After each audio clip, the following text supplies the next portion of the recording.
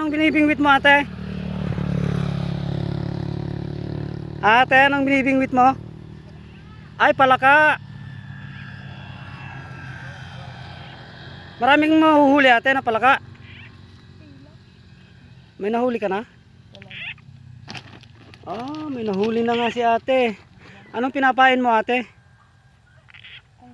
Ay, kuhol.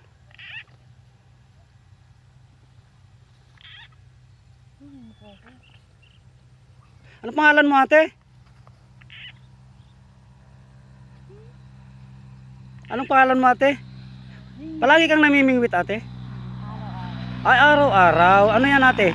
Binibenta mo rin pagka marami kang nahuhuli? Ay, pang-ulam lang. Mostly, anong lutong ginagawa mo dyan ate sa palaka? Adobo. Ah, adobo.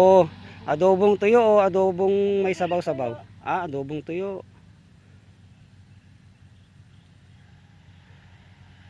Jing ang pangalan mo ate? Ah, Jing. Dito ka lang din ate namimingwit o dumadayo ka pa? Ah, dito lang.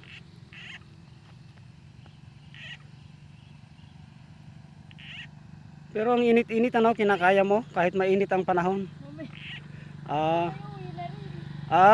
saglit-saglit lang. Makahuli lang ng pang-ulam ano. Ah, ayun. Muntikan pero nakawala. Oh.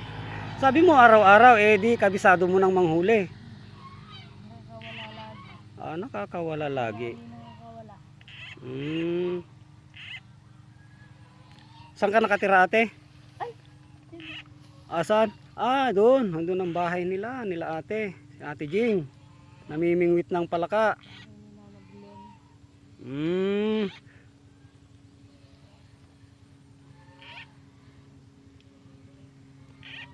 Bakit laging may humuhuni ate? Mayroon kang record sa cellphone? Ah, yan ang panghuli mo ng palaka, pang-akit. Para lumapit yung mga palaka.